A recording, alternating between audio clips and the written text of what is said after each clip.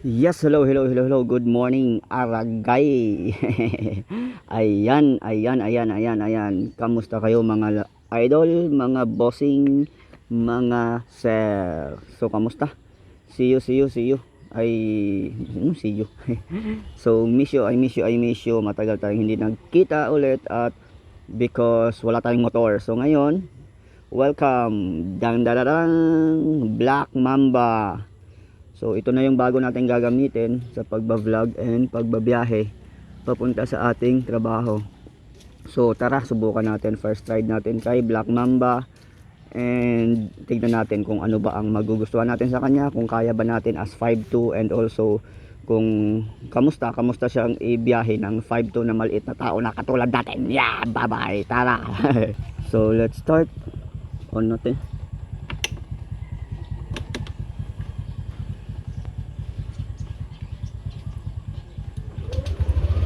So ayun mga sir, kung napapansin nyo, 69 kilometers pa lang siya kasi yun nga, yung pagkuha natin kahapon doon sa Casa. So yun, papunta tayo ng work ngayon. It's already 5:59 or late pala itong oras dito. Pa-comment nga kung paano ito i-settings. 5:59 pero I think mga nasa 6:30 or 6:40 na ngayon. Pa-comment na lang kung paano yan siya palitan sa settings. 6:27, so malayo, 28 minutes yung late. So tara, biyahe tayo and yun, ingat sa akin. Tara.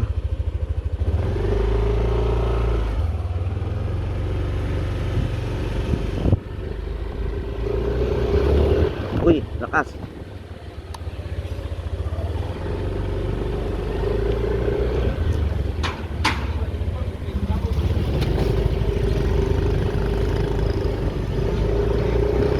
At yun nga mga sir, no? Ito na yung bago nating gagamiting motor sa pagbablog natin, and also dahil ito na rin gagamitin natin papuntang work kasi ang layo ng work ko ngayon 45 to 1 hour din yung travel. Tapos kapag nagko-commute ako 150 papunta, tapos pag minsan hapon na inaabutan ako ng mga 6 to 7 PM na talaga bago ako makauwi. Then pakyaw na yung yung pamasahe pababa, so umaabot din minsan to 50. So yun pala yung ginagastos ko sa araw-araw, sobrang laki na talaga, iba pa yung kakainin ko doon. So yun, nag-decide kami ni Mrs. na kumuha na lang ulit ng bagong motor para yung sa pamasahe and yung pagkain ko doon dito na lang iipon, tapos magiging amin pa yung di ba, yung gamit.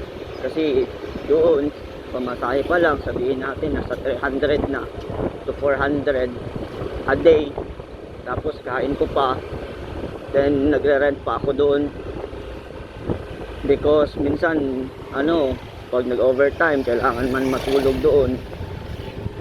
So yun, kaya may rent pa ako doon. So yun, baka hindi na rin ako mag-rent doon kasi pwede na ako umuwi araw-araw kasi 45 to 1 hour lang naman yung biyahe. Tapos kung may motor, kaya na natin umuwi araw-araw, no, kahit pa anong oras. So ngayon mga Lodi, na-miss ko talaga sobra kayo. Matagal talaga ako ulit bago nakapag-video. Matagal, almost ilang buwan ba. Ano ba yung pinakahuling video ko? Hindi ko na maalala, na sobrang tagal. So ngayon mga idol, mga bossing, sana sumuporta pa rin kayo sa ating mga video.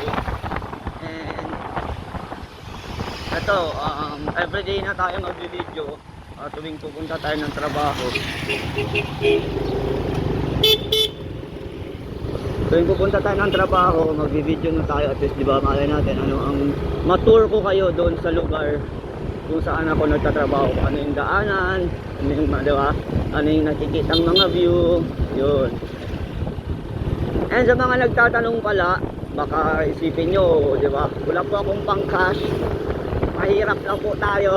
So as usual, installment naman yung kinuha natin, and Kung nagtatanong, sa mga nagtatanong, sa mga magtatanong kung saan dito nakuha or saan ako nag-apply is doon po ako nag-apply sa M4 Midsaya pa yan. M4 Midsaya. So, nag-cater po sila ng taga Cotabato. So, wag pa kayo mangangamba na baka, pwede ba ang taga Cotabato? So, pwede po ang taga Cotabato doon. Titignan naman nila yung records mo sa requirements na provide mo, di ba? And ang tanong, magkano nga ba ang installment nila? Ang cash nila doon, kung hindi ako nagkakamali, nasa 156,000, 153 to 156 kung hindi ako nagkakamali pa-comment na lang kung taga M4 kayo or nakakuha na kayo sa M4 kung magkano yung exact amount niya. Basta parang ganun 153 to 156. Tapos syempre, kung installment yun, mas lalaki pa yun, di ba? So magkano nga ba yung down payment nila doon? Naka-promo po sila nung kinuha ko ito. So ang naging down payment ko lang is 3,288 pesos. Yes, tama po yung narinig ninyo. 3,288 pesos lamang po yung naging down payment ko.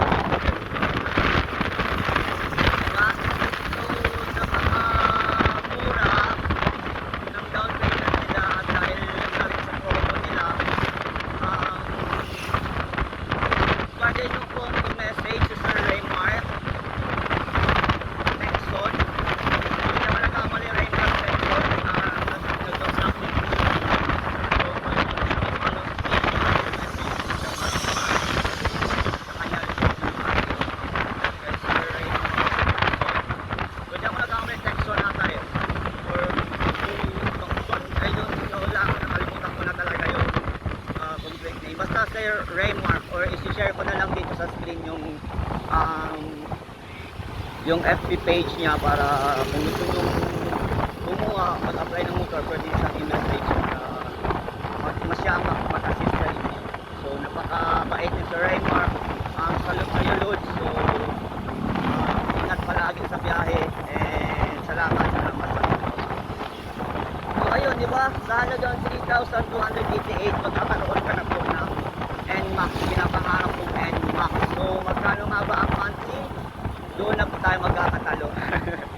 Diba? So since nahirap na po tayo, kinuha na natin yung regular na down payment nila, which is 3,000. Monthly po natin more or less 7,688.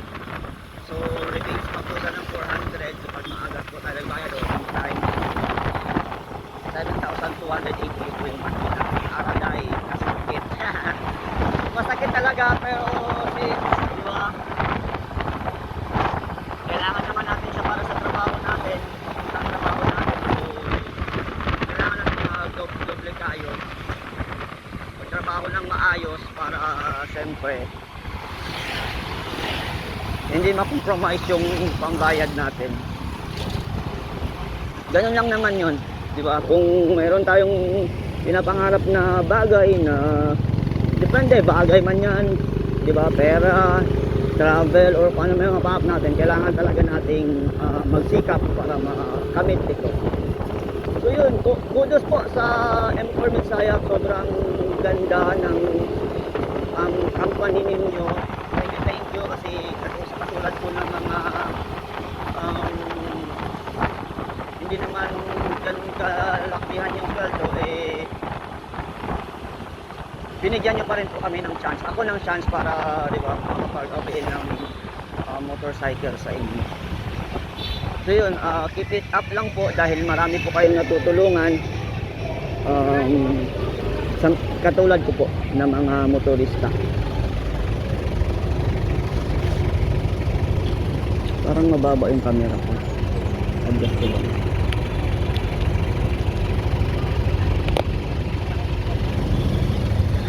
Play ba?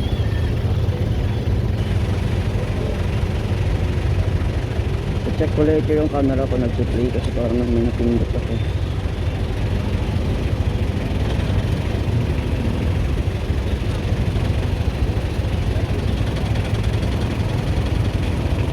Tawid lang muna tayo dito sa ano. Col. 4 seconds pa, Col. Anong minamadali mo, Col?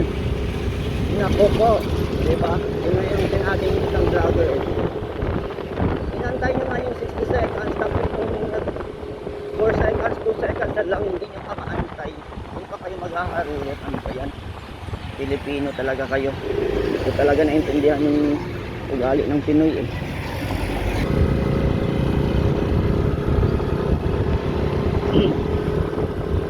So yun, Pilipino talaga tayo, no? Yun na nga 60 seconds. Inantay mo na nga. Tapos last 4 seconds na lang. Diba? Doon, difference doon. Hindi naman siguro ano. Diba? Sinunod mo yung 60 seconds. Pero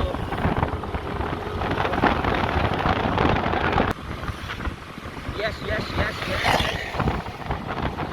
Punta tayong trabaho ngayon and may mga ako mag-travel, mag-drive ng motor ang trabaho kasi talagang and ngayon lang tayo makapag-travel na ibang motor na yung gamit natin, NMAX na, di ba? So yun, thank you Lord, dahil kahit papano binibigay mo pa rin sa akin yung mga pinapangarap ko, diba? So yun lang, lang tayo talagang makalimot humingi ng pasasalamat sa buhay dahil sabihin ba natin na talagang nagsikap tayo, nahihirapan natin ito, pero lahat ng ito ay utang na sa buhay na to. Huwag lang po tayo makalimot na pasalamat.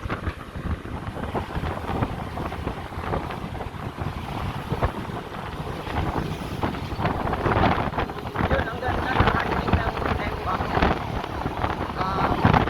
Madali siyang